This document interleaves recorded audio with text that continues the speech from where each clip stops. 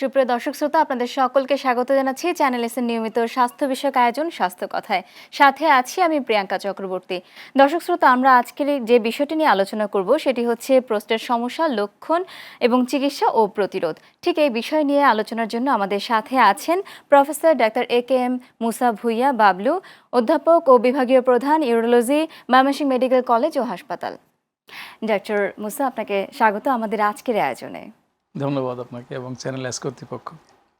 Sir, যে বিষয়টি নিয়ে আমরা আলোচনা করতে চাইছিলাম যে প্রোস্টেটের সমস্যা নিয়ে, ঠিক আমি আপনার কাছ থেকে প্রথমেই জানতে চাইবো আসলে প্রোস্টেট কি এবং এটি কোথায় থাকে, এর কার্যকারিতা সম্পর্কে। জি, প্রোস্টেট হচ্ছে একটা পুরুষের একটা অর্গান, যে পুরুষের থাকে, এটা মেয়েদের থাকে না।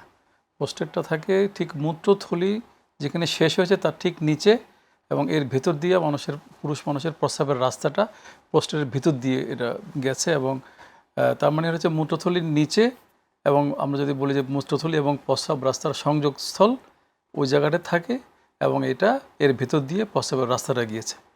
আর এটা খুবই ছোট একটা গ্ল্যান্ড, আমরা বলি ওয়ালনাট বা আখরোট যেরকম সাইজ, এরকম সাইজের একটা গ্ল্যান্ড হয় নর্মালি, আর এটার ওজন 8 থেকে 10 গ্রাম নর্মালি। আচ্ছা, তাহলে সেই ক্ষেত্রে প্রোস্টেটের সাধারণ কি কি রোগ হতে পারে?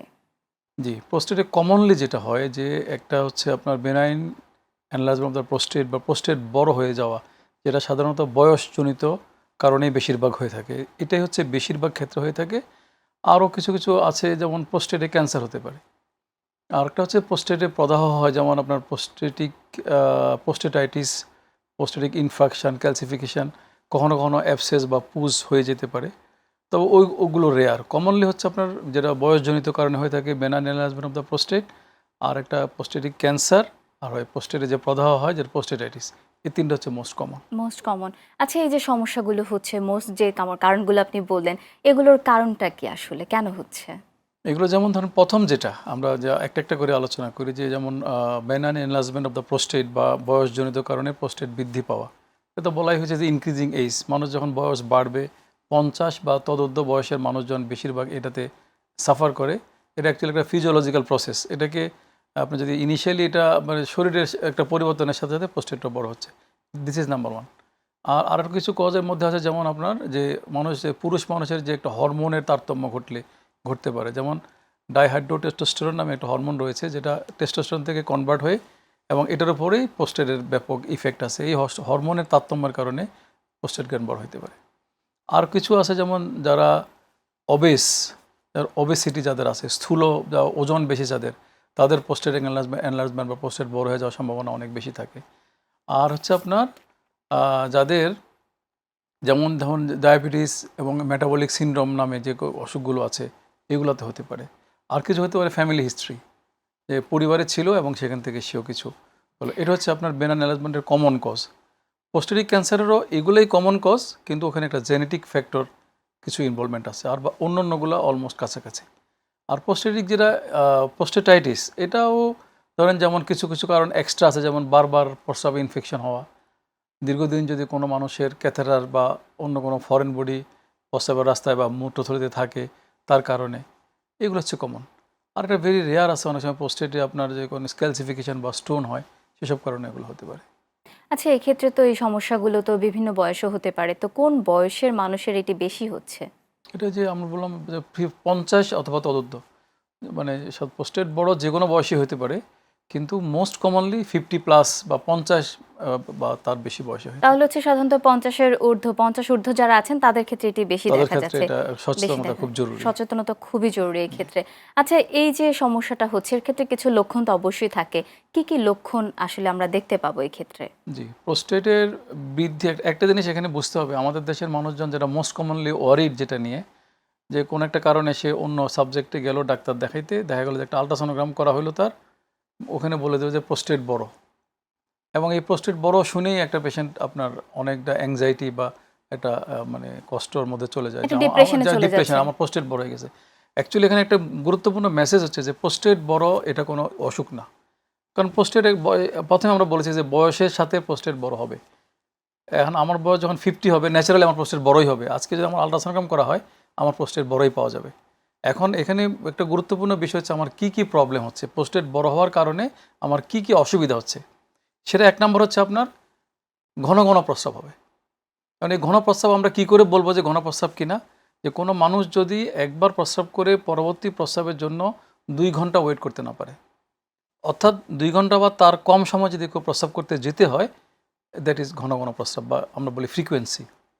সেকেন্ড লক্ষণ হচ্ছে আপনার যে প্রস্রাব ধরলো, সে আর বসে থাকতে পারছে না, তাকে ইমিডিয়েটলি বাথরুমে যেতে হবে। ইভেন সে রাস্তায় থাকলে গাড়ি থামায় তার বাথরুমে যেতে হবে, যে তার আমরা বলি আর্জেন্সি, যে প্রস্রাব ধরলেই তাকে তাড়াহুড়া করে প্রস্রাবখানায় যেতে হয়। এখানে কখনো কখনো কারো কারো এই আর্জেন্সির সাথে আপনার বাথরুমে যেতে যেতে 2-4 ফোঁটা লিক করে যায়, কাপড়ের পরে যায়, নষ্ট হয়ে যায়, আমরা বলি আর্জ ইনকন্টিনেন্স। আর রাত্রেবেলায় যখন ঘুমে যাবে, ঘুম থেকে গভীর ঘুমে আসে সে, কিন্তু তার প্রস্রাবের জন্য তাকে বারবার উঠতে হবে। এখন এই ক্ষেত্রে কখন আমরা বলবো যে এটা সিগনিফিকেন্ট, যে আপনি তখন যদি কোনো মানুষ রাত্রেবেলায় ঘুম থেকে 2 বার বা তার বেশি উঠতে হয় ফর লং টাইম, একটা লম্বা সময় ধরে সে আপনার একদিন হঠাৎ করে 2 বার উঠছে, ওটা কোনো ম্যাটার না, কিন্তু দেখা গেলো তাকে প্রতিদিন 2 অথবা ততোধিকবার প্রস্রাবখানায় ঘুম ভেঙে যেতে হয়, তাহলে এটা একটা গুরুত্বপূর্ণ। তাহলে খুবই গুরুত্বপূর্ণ 3টা লক্ষণ হচ্ছে ঘন ঘন প্রস্রাব, প্রস্রাব ধরে রাখতে না পারা, এবং প্রস্রাব ধরলে অনেক সময় বাথরুমে যেতে যেতে একটু লিক হয়ে যাওয়া বা কাপড় নষ্ট হয়ে যাওয়া, এবং রাতে বারবার ওঠা। এর বাইরে আরও 4-5টা লক্ষণ আছে, ওগুলো গুরুত্বপূর্ণ। যেমন একদম খুব প্রস্রাবের চাপ নিয়ে প্রস্রাবখানায় গেল বা টয়লেটে গেল, প্রস্রাব করতে বসলো বা দাঁড়ালো, যার যেমনি সুবিধা, কিন্তু দেখা গেলো তার প্রস্রাব শুরু হচ্ছে না। আমরা বলি যে প্রস্রাব শুরু হইতে দেরি হওয়া, আমরা এটাকে বলি হেজিটেন্সি, এটা ডাক্তারি ভাষায়। কিন্তু আমরা এমনি সাধারণভাবে রোগীরা এসে বলে যে আমি প্রস্রাব করতে গেলাম, বসলাম, অনেক চাপ, কিন্তু প্রস্রাব আসছে না। এটা একটা লক্ষণ। এরপর হচ্ছে আপনার প্রস্রাব যাওয়া শুরু হলো, কিন্তু প্রস্রাব একটানা হচ্ছে না, একটু হচ্ছে থেমে যাচ্ছে, একটু হচ্ছে থেমে যাচ্ছে, রোগী একটু চেষ্টা করে করতেছে, চাপ দিয়ে করতেছে, একটু প্রেশার দিয়ে করতেছে। এখানে 2টা লক্ষণ, যে প্রস্রাব থেমে থেমে হওয়া এবং থেমে গেলে গায়ের জোরে প্রস্রাব বের করার জন্য চেষ্টা করা, এই 2টা লক্ষণ। আর আরেকটা গুরুত্বপূর্ণ লক্ষণ হচ্ছে যে প্রস্রাব সে করে আসলো, করে সে ওয়াশরুম ফ্রেশ হয়ে চলে আসলো রুমে, এবং সে তার একটা অনুভূতি হলো যে আমার প্রস্রাবটা মানে ক্লিয়ার হলো না, আমাকে আবারও যেতে হবে। সারাক্ষণ তার মনের মধ্যে এরকম একটা অনুভূতি চলতেই থাকে যে কী ব্যাপার, প্রস্রাব করে আসলাম এখনই আমার মনে হচ্ছে প্রস্রাবের চাপ লেগেছে, আমি আবারও যেতে হবে। তো এটা একটা, তাহলে আমি এখানে 7টা কথা বলছি মোট। ঘন প্রস্রাব হওয়া, প্রস্রাব হলে ধরে রাখতে না পারা, রাতে 2 বা তার বেশিবার প্রস্রাবে ওঠা, প্রস্রাব করতে বসলাম কিন্তু প্রস্রাব শুরু হচ্ছে না, দেরি হওয়া, শুরু হলেও ভালো গতিবেগে প্রস্রাব হচ্ছে না, পুয়ার আস্তে আস্তে হচ্ছে এবং থেমে থেমে হচ্ছে। এবং এই থেমে হওয়ার এটা ওভারকাম করার জন্য আমি খুব চাপাচাপি, প্রেশার অথবা সাধারণ বাংলায় কুতুনি দিয়া প্রস্রাব করার চেষ্টা করতেছি, এবং প্রস্রাব করে আসার পরেও স্যাটিসফ্যাকশন হচ্ছে না, আমার প্রস্রাবটা ইনকমপ্লিট রয়ে গেল। তাহলে কোনো মানুষের প্রস্রাব যদি এই 7টা লক্ষণ থাকে, তাহলে বুঝতে হবে যে he is suffering from prostatic problem, বা উনি প্রস্রাব প্রোস্টেট বৃদ্ধিজনিত সমস্যায় ভুগছেন। আচ্ছা, এক্ষেত্রে তো দেখা যায় অনেক ডায়াবেটিক পেশেন্টও যারা আছেন তাদেরও কিন্তু এই সমস্যাটা হয়, যে বারবার করে প্রস্রাব যাচ্ছেন বা টয়লেটে যেতে হচ্ছে। তো সেই ক্ষেত্রে এটার সাথে আমরা কিভাবে ক্লারিফাই করব যে এটা আমার প্রোস্টেটের সমস্যার জন্য হচ্ছে বা এটা সাধারণ একজন ডায়াবেটিক রোগীর জন্য হচ্ছে? না, এইখানে আপনাকে মানে খুব স্পেসিফিক্যালি কোয়ান্টিফাই করা একটু ডিফিকাল্ট। এখানে যে দেখতে হবে, যে প্রথমত দেখতে হবে রোগীর বয়স। বয়স বয়সটা খুবই গুরুত্বপূর্ণ, কারণ ডায়াবেটিস যে কোনো বয়সে হতে হতে পারে। পারে। তাহলে আপনার যদি ইনক্রিজিং এজে হয়, তাহলে আপনার প্রোস্টেটের মানে ডায়াবেটিসের পাশাপাশি প্রোস্টেটিক প্রবলেমকে এক্সক্লুড করতে হবে। এছাড়া দেখতে হবে তার যদি ডায়াবেটিস কন্ট্রোলে থাকে, কিন্তু সে ওয়েল কন্ট্রোল ডায়াবেটিস কিন্তু বারবার যাচ্ছে, কিন্তু তাহলে বারবার এটা তার ডিউ যেতে টু হচ্ছে। প্রোস্টেটিক হয়েছে কিনা। আরটা দেখতে হবে তার প্রস্রাবে কোনো সংক্রমণ আছে কিনা, এটা দেখতে হবে। অথবা একই পেশেন্টের কোনো আরেকটা অসুখ আছে, অতি সক্রিয় ব্লাডার বলি আমরা, যে ওভার অ্যাক্টিভ ব্লাডার আছে কিনা দেখতে হবে। আচ্ছা, এরই সাথে যদি জানতে চাই যে আমার এই লক্ষণগুলো যখন দেখা দিবে বা সমস্যাগুলো আমি দেখতে পাবো, সেক্ষেত্রে কি কি পরীক্ষা নিরীক্ষা করা প্রয়োজন হতে পারে? না, এখানে একটা জিনিস কি, যে কোনো ডায়াগনোসিস, যে কোনো রোগের আপনি যখন কোনো লক্ষণ নিয়ে ডাক্তারের কাছে যাবেন, এটা ডায়াগনোসিসের একটা প্রোটোকল আছে। প্রোটোকল কি আমরা কমনলি ফলো করি, যেটা আমরা আগে হিস্ট্রি নেই, আমরা ওনার কাছে শুনি যে ওনার কী প্রবলেম এবং এটা কতদিন ধরে ডিটেলস আমরা শোনার চেষ্টা করি। তাহলে ওটা শুনলেই আমাদের মাথায় একটা ধারণা আসে যে এটা হতে পারে। তখন আমরা করি কি, রোগীটাকে একটু দেখি, শোয়া দেখি, বা একটা ফিজিক্যাল অথবা ক্লিনিক্যাল এক্সামিনেশন আমরা করি, আমরা হাত দিয়ে। তখন আমরা কিছু, এক্ষেত্রে মোস্ট ইম্পর্টেন্ট হচ্ছে আমরা এখানে একটা মেসেজ আমি দিতে চাই, যে আমরা পায়খানা রাস্তায় হাত দিয়ে একটা পরীক্ষা করি, আমরা বলি ডিজিটাল রেক্টাল এক্সামিনেশন। অনেক সময় এটার কারণেও রোগীরা একটু অস্বস্তি বোধ করে, অনেক সময় যেটা বললেন আপনি, যে লজ্জা, হেজিটেশনের কারণে দেখাইতে চায় না বা একটু আনইজি ফিল করে।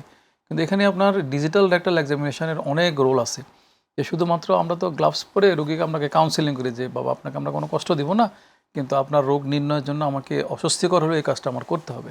আমরা তখন আপনার ডিজিটাল এক্সামিনেশন করি, আঙ্গুল দিয়ে প্রস্টেটটাকে ফিল করে বোঝার চেষ্টা করি এবং এই একটা পরীক্ষা থেকে অনেকগুলো ইনফরমেশান পাওয়া যায়। তারপরে আমি হিস্ট্রি নিলাম, ফিজিক্যাল এক্সামিনেশন করলাম। আর রিলিভেন্ট পরীক্ষা খুব বেশি কিছু না, আমরা ধরেন 4টা থেকে 5টা ক্লিনিক্যাল রুটিন পরীক্ষা আমরা করি রিলেটেড। যেমন আমরা দেখি, যেমন ডায়াবেটিস থাকলে এটাকে এক্সক্লুড করতে হবে, ইনফেকশন আছে কিনা তাকে এক্সক্লুড করতে হবে, প্রোস্টেটটা কি বেনাইন কারণে হলো, বয়সজনিত কারণে হলো, নাকি প্রোস্টেটিক ক্যান্সার বা অন্য কিছু হলো, সেটাকে এক্সক্লুড করা যায়। সেটা অবশ্যই ডিআরই করলে বোঝা যায় যে প্রোস্টেটের আপনার আমরা বলি যে কনসিস্টেন্সি অফ দ্য প্রোস্টেট, এটা কি শক্ত পাথরের মতো নাকি স্বাভাবিক গঠন। তাহলে যদি তখন একটা সাসপিশন থাকলে আমরা একটা পিএসএ নামে একটা পরীক্ষা আছে সেটা করি। আর যারা মোস্ট কমনলি করি একটা আলট্রাসোনোগ্রাম করি। এই 4টা পরীক্ষা রুটিনলি আমরা করি। এই 4টা পরীক্ষা করলে এগুলো রেজাল্ট হাতে পাওয়ার পর এই 4টা পরীক্ষা আমাকে গাইডলাইন দিবে বা গাইড করবে আমি পরবর্তী আর কোনো পরীক্ষা আমার করতে হবে কিনা। বেসিক্যালি 4টা পরীক্ষা করা হয়। স্যার, এই বিষয়ে নিয়ে আমরা আলোচনা করব নিচে ছোট্ট একটি বিজ্ঞাপন বিরতি। সুপ্রিয় দর্শক শ্রোতা, আপনাদের আরও একবার স্বাগত জানাচ্ছি চ্যানেল এস এর নিয়মিত স্বাস্থ্য বিষয়ক আয়োজন স্বাস্থ্য কথায়। সাথে আছি আমি প্রিয়াঙ্কা চক্রবর্তী এবং আমাদের সাথে আছেন অধ্যাপক ডাক্তার AK মুসা ভুইয়া বাবলু। স্যার, আমরা ফিরছি আমাদের আলোচনায়, যেখানে ছিলাম যে আপনি বলছিলেন কিছু পরীক্ষা নিরীক্ষার কথা। আমি আপনার কাছ থেকে পিএসএ পরীক্ষা সম্পর্কে একটু জানতে চাইবো। জি, পিএসএ হচ্ছে বেসিক্যালি এটার প্রোস্টেটিক যে গ্ল্যান্ড, প্রোস্টেটের যে গ্ল্যান্ডগুলো আছে, এটা এক ধরনের প্রোটিন। প্রোস্টেট গ্ল্যান্ডে তৈরি হয় এবং এটা তৈরি হয়ে ওখান থেকে ব্লাড ফ্লোতে চলে যায়। তাহলে এই পরীক্ষাটা করার জন্য আমরা ব্লাড স্যাম্পল কালেক্ট করি এবং ব্লাড স্যাম্পল কালেক্ট করে আমরা এটাকে মেজার করে দেখি। সেই মেজারমেন্টের ভিতরে যদি কারো ন্যানোগ্রাম একটা ইউনিট, এটার কারো যদি প্রোস্টেট আপ টু 4 ন্যানোগ্রাম পর্যন্ত থাকে আমরা এটাকে বলি নর্মাল। তো সাধারণত আপনার যদি প্রোস্টেটে ক্যান্সার হয়ে থাকে এটা খুব বেশি বৃদ্ধি পায়। কিন্তু ক্যান্সার ছাড়াও আপনার যেমন benign enlargement of the prostatic infection, অথবা আপনার প্রোস্টেটিক ক্যালসিফিকেশান, বা কোনো কারণে যে আমরা ধরেন কারো পেশেন্টের ক্যাথেটার দেওয়া আছে, অথবা কোনো ইনস্ট্রুমেন্টাল কোনো প্রসিজিওর করা হয়েছে, ইভেন ডিআরই করার পরেও পেশেন্টের পিএসএ রিস্ক করতে পারে। তো সেক্ষেত্রে আমরা একটা জিনিস যেটা বলি যে কারো যদি পিএসএ বলা হয় যে মোর দেন 20, সাধারণত বিনাইন কজে অনেক বেশি বাড়ে না, নর্মালি 4, এটা 10। তেমন বলা হয় যে কারো যদি পিএসএ মোর দেন 10 হয় তাহলে এটাকে আপনি ইভালুয়েট করতে হবে যে এটা কি বেনাইন কারণে হয়েছে নাকি প্রোস্টেটিক ক্যান্সার এর মধ্যে রয়েছে। আচ্ছা, যেটা বলছিলেন যে প্রোস্টেট বড় হয়, তো সেই ক্ষেত্রে সব প্রোস্টেট বড় হওয়ার সাথে কি ক্যান্সারের কোনো সম্পর্ক আছে কিনা? না, সব ক্ষেত্রে না। মোস্ট কমনলি হচ্ছে আপনার বয়সজনিত কারণে বৃদ্ধি পাওয়াটা। ক্যান্সার হয় কিছু পেশেন্টের যাদের পজিটিভ ফ্যামিলি হিস্ট্রি রয়েছে এবং তাদের দীর্ঘদিন ধরে আপনার কোনো কারণে ইনডোয়েলিং ক্যাথেটার থাকে, এইগুলোই মেনলি। তবে আপনার বেসিক্যালি যেহেতু অসুখগুলো বয়সের সাথে রিলেটেড, বেশিরভাগ ক্ষেত্রে কিন্তু ক্যান্সার কিন্তু কম হয়। প্রোস্টেট বড় হয়েছে মানে এটা ক্যান্সার হয়ে গেছে ব্যাপারটা সেরকম না। এটা benign enlargement of the prostate এবং বেশিরভাগ ক্ষেত্রে এটা খুব মানে আপনার চিকিৎসা করে এটাকে কন্ট্রোলে রাখা যায় এবং এখান থেকে নিরাময় করা সম্ভব। আচ্ছা, ঠিক এখানেই জানতে চাইবো যে প্রোস্টেট ক্যান্সারের বিষয়টি নিয়ে জানতে চাইছিলাম যে আসলে কোন কোন লক্ষণগুলো প্রোস্টেট ক্যান্সারকে আপনার ঠিক বোঝাবে যে এই লক্ষণগুলো প্রোস্টেট ক্যান্সারের জন্যই নির্দেশনা এখানে দিচ্ছে? লক্ষণ অলমোস্ট সেম। বেনাইন এবং মেলিগন্যান্ট বা ক্যান্সারের জন্য প্রোস্টেট বড় হওয়াতে লক্ষণের তেমন কোনো তারতম্য নাই। তবে এডিশনাল যে আমি দুটো বলেছি যে এখানে অনেক সময় প্রস্রাবে রক্ত যাওয়াটা, এটা একটা হইতে পারে যে বেনাইন এনলার্জমেন্টে সাধারণত রক্ত যায় না, ক্যান্সার এনলার্জমেন্টে হলে সাধারণত ক্যান্সার হলে রক্ত যেতে পারে। আর আরেকটা হচ্ছে আপনার পেশেন্টের আরও কিছু ধরনের অন্যান্য ফিচার থাকবে, যেমন আনএক্সপ্লেইন ওয়েট কমে যাওয়া, আনএক্সপ্লেইন বা কোনো ব্যাখ্যা পাওয়া যাচ্ছে না কিন্তু রুগী রক্ত শূন্য হয়ে যাচ্ছে, রুগী হঠাৎ করে আপনার ফেটিগেবিলিটি, যে হঠাৎ করে রুগী ক্লান্ত হয়ে যাচ্ছে, দুর্বল হয়ে যাচ্ছে, খাবারের রুচি কমে যাচ্ছে, ওজন কমে যাচ্ছে, তাহলে বুঝতে হবে যে তার ক্যান্সার থাকতে পারে এবং সেই পথে তাকে আমরা ইভ্যালুয়েশন করতে হবে। হ্যাঁ, কারণ এই জায়গাটা এই জন্যই আমি আসলে জানতে চাইছিলাম যে অনেকেই দেখা যাচ্ছে সমস্যা হচ্ছে কিন্তু ডক্টরের শরণাপন্ন হচ্ছে না, কিন্তু ডে বাই ডে তার ওজন কমে যাচ্ছে, যে সমস্যা তার ক্লান্তি অবসাদ তার মধ্যে কাজ করছে, যে এই বিষয়গুলো জানা থাকলেও অন্তত তারা ডক্টরের শরণাপন্ন হবেন। তো আমি আপনার কাছ থেকে স্যার জানতে চাইবো এই সময় যে প্রোস্টেটের ক্যান্সার নিয়েও কিছু আধুনিক চিকিৎসা এসেছে বা প্রোস্টেটের যে ট্রিটমেন্ট আছে তার কিছু আধুনিক চিকিৎসা পদ্ধতি আছে, ঠিক সেই আধুনিক চিকিৎসা পদ্ধতি সম্পর্কে জানতে চাই। এখন একটা ক্লিয়ার মেসেজ হচ্ছে এখন প্রোস্টেটের জন্য, প্রোস্টেট চিকিৎসার জন্য কোনো ইনভেসিভ বা আগের মতো পেট কেটে বা ইনভেসিভ চিকিৎসা সাধারণত করা হয় না। আজকাল সবই আধুনিক পদ্ধতি চলে আসছে, এটা একটা। আরেকটা মেসেজ হচ্ছে আপনার প্রোস্টেটের প্রবলেম হয়েছে মানে অপারেশন লাগবে, এই মেসেজটাও একটা ভুল মেসেজ। আমাদের পেশেন্টদের একটা শ্রেণীর পেশেন্টের মধ্যে ধারণা আছে যে আমার প্রোস্টেট বড়, আমি যদি ডাক্তারের কাছে যাই তাহলে আমাকে অপারেশন করে দিবে। ঠিক তাই। মানে এই ধরনের একটা কনসেপ্ট নিয়ে অনেক মানুষ আছে, এজন্য তারা করেন কি এটাকে অ্যাভয়েড করার জন্য ওনারা ওই চিকিৎসকের কাছে যেতে চান না, তখন তারা অল্টারনেটিভ কিছু মেজার বা অল্টারনেটিভ চিকিৎসা তারা খোঁজেন, এবং এটা করতে যে অনেক সময় বিরাট ধরনের ক্ষতি হয়ে যায়। আপনার প্রোস্টেটের যে কোনো ধরনের বৃদ্ধিতে প্রথম হচ্ছে আপনার চিকিৎসার প্রথম ধাপ হচ্ছে আমরা আগে কাউন্সেলিং করি, কাউন্সেলিং করতে হবে। তারপর বলি লাইফস্টাইল চেঞ্জ, তারপরে হচ্ছে গিয়ে আপনার তৃতীয় ধাপ হচ্ছে ঔষধ, ওষুধ। তাতেও না হলে চতুর্থ ধাপ অপারেশন। এবং সে অপারেশনের আজকাল তো অনেকগুলো ভ্যারাইটি আসছে। আমাদের বাংলাদেশেও আপনার এখন আমরা বেশিরভাগ ক্ষেত্রে আমরা বলি যে স্যালাইন টিআরপি বা বাইপোলার টিআরপি করি। যেমন পোস্টেড আপনি কমনলি আমরা জানি যে 50+ বা 60+ বা আরও পরের বয়সে পোস্টেড বড় হয়, এবং কিছু কিছু পেশেন্টের অপারেশন করতে হয়। সেক্ষেত্রে হয় কি, এই ধরনের পেশেন্টগুলো ম্যাক্সিমামেরই কিছু কিছু কোমরবিডিটি থাকে। কমনলি প্রেশার থাকে, আপনার হার্টের প্রবলেম থাকে, তারপরে অ্যাজমার সমস্যা থাকে, ডায়াবেটিসের সমস্যা তো থাকেই, তার সাথে কিছু থাইরয়েডের প্রবলেম থাকে। তাহলে হয় কি যে এগুলোকে অপটিমাইজ করে তারপর যে অপারেশন করতে হয়। তো সেক্ষেত্রে পেশেন্টদের সেফটির জন্যে আজকাল আপনার যেমন পোস্টের অপারেশনে আপনি হয়তো জানেন যে কমনলি আমরা প্রস্রাবের রাস্তার ভিতর দিয়ে আমরা অপারেশনটা করি, আর আমরা বলি যে এন্ডোস্কোপিক সার্জারি। Endoscopy surgery. আমাদের পেশেন্টরা কেউ মানে বোঝানোর জন্য আমরা অনেক সময় বলি যে কেউ বলে এটা কম্পিউটার অপারেশন, কেউ বলে লেজার অপারেশন, কেউ বলে আরও অনেক রকম নামে বলে, কিন্তু বেসিক্যালি এটা endoscopic surgery through the natural orifice. আল্লাহ পাক আমাকে ন্যাচারালি যে রাস্তা দিয়েছে প্রস্রাব করার জন্য, সে রাস্তাটাকে আমরা ব্যবহার করি, এক্সট্রা কোনো রাস্তা তৈরি করা হয় না। তাহলে সে রাস্তার ভেতর দিয়ে আমরা আধুনিক যন্ত্রপাতি দিয়ে অপারেশন করি, এবং আজকাল আপনার স্যালাইন টিআরপি বা বাইপোলার টিআরপি যেটা আসছে সেটা অনেক সেফ, বিশেষ করে যারা হার্টের প্রবলেম আছে এবং যাদের হার্ট ফেলিউর বা অ্যাজমাটিক প্রবলেম আছে, এই ধরনের রোগীদের জন্য অনেক সেফ। এবং এটা বাইরে থেকে কিচ্ছু বোঝার কোনো উপায় নাই যে আমার অপারেশন হয়েছে।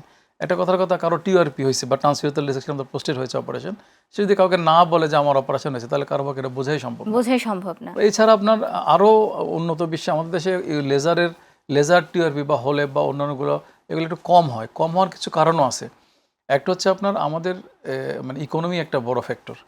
আপনার যেমন আমরা বাইপোলার টিআরপি বা এই ধরনেরগুলোতেই আমাদের পেশেন্টরা ভালো অ্যাফোর্ড করতে পারে, কিন্তু আপনার লেজার পোস্টেটেক্টমি বা অন্যান্য যে আরও একটু আধুনিক যে মেজারগুলো আছে, এগুলো ক্ষেত্র বিশেষে একটু কস্টলি, যার জন্য আমাদের কমন পিপলের মানে অ্যাফোর্ডেবিলিটির বাইরে, যার কারণে আপনার ওই বড় বড় কর্পোরেট হসপিটালগুলো ছাড়া কমন ধরেন যে আমাদের যেমন আমাদের যে গভর্নমেন্ট মেডিকেল হসপিটাল বা সাধারণ যে হসপিটালগুলো আছে, এগুলোতে সাধারণত আপনার মানে অ্যাভেলেবল থাকে, কিন্তু সব পেশেন্ট সেটা অ্যাফোর্ড করতে পারে না।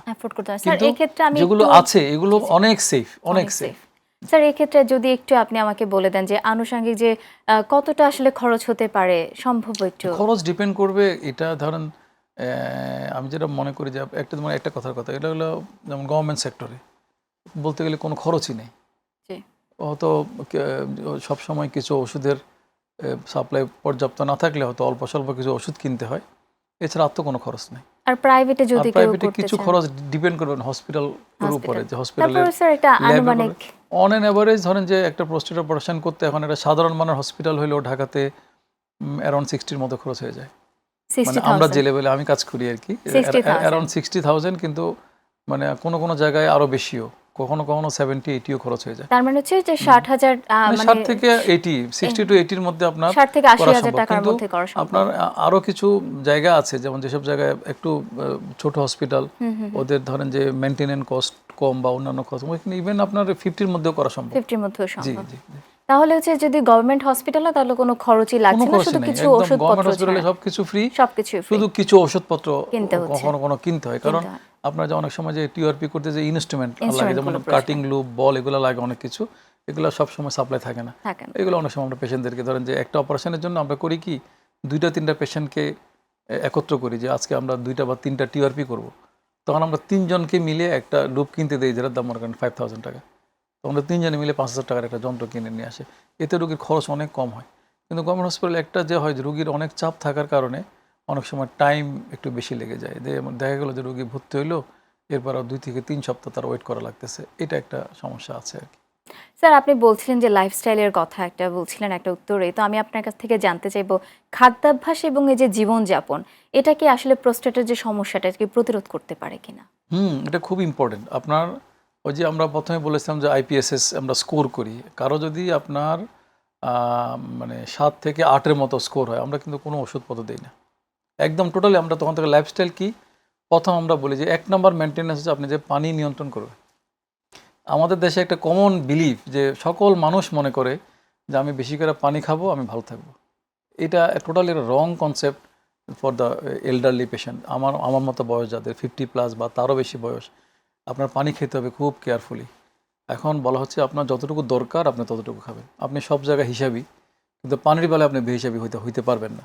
আপনি যেমন অতিরিক্ত ভাত খেলে আপনার প্রবলেম হবে, অথবা যদি আপনার অন্য কিছু, যেমন আপনি চিনি বেশি খেলে আপনার ডায়াবেটিস হবে, আপনি মনে করেন এটা, সেজন্য আপনি এটা মেনটেন করে চলেন। পানির ক্ষেত্রে আপনাকে সাবধান হতে হবে। এখনকার আপনার যেটা বলা হচ্ছে যে একজন হেলদি লিভিংয়ের জন্য আপনার 1.5 থেকে 2 লিটারের বেশি পানি খাওয়ার কোনো দরকার নেই। 1.5 থেকে 2 লিটার 1.5 থেকে 2 একদম লিটার। Clear math. আমি যদি মনে করি আমি লিটার বুঝি না, তাহলে আপনি গ্লাস বোঝেন। তাহলে আমাদের কমনলি যে আমরা বাসায় পানি খাই যে গ্লাসে, কাচের গ্লাস, এগুলোতে 250 ml অ্যাভারেজ ধরে আমরা 6 থেকে 8 গ্লাস। এবং এটাও আপনি ডিপেন্ড করবে আপনার মানে টেম্পারেচার, ওয়েদার, আপনার প্রফেশন, আপনার কাজ, তার উপরে। তার এখন যদি উপরে। কোনোদিন আপনার খুব ঘাম হয়েছে অথবা কোনো কারণে আপনার লুজ মোশন হয়েছে, বমি, আপনি 2 গ্লাস বাড়ায় খান। এখানে অ্যাবসলিউট কোনো কিছু না। তবে কমনলি হচ্ছে আপনাকে পানি অতিরিক্ত খাওয়া যাবে না, যে যতটুকু আপনার প্রয়োজন। এটা হচ্ছে লাইফস্টাইলের প্রথম চেঞ্জ। অসংখ্য ধন্যবাদ স্যার আজকে আপনার এই উপস্থিতি আমাদের অনুষ্ঠানের জন্য। Thank you. আপনাকে ধন্যবাদ, চ্যানেল এস কর্তৃপক্ষকে ধন্যবাদ। সুপ্রিয় দর্শক শ্রোতা, আমাদের আজকের এই আলোচনার মাধ্যমে আপনারা অবশ্যই বুঝতে পেরেছেন যে কোনো রকম লজ্জা না, অবশ্যই আমাকে সচেতন হতে হবে এবং সতর্কতার সাথে আমাকে ডক্টরের সাথে পরামর্শ করতে হবে। যে কোনো একটি লক্ষণই হতে পারে আপনার প্রোস্টেটের সমস্যার কারণ। ঠিক সতর্কতার সাথে আপনি যদি এটিকে পন্থাকে অবলম্বন করেন, তাহলে অবশ্যই একটি সুস্থ জীবনযাপন করতে পারবেন।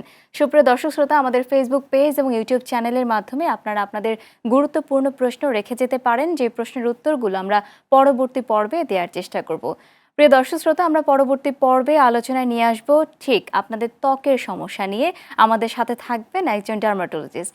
ততক্ষণ পর্যন্ত ভালো থাকুন, সুস্থ থাকুন, চ্যানেল এর সাথেই থাকুন।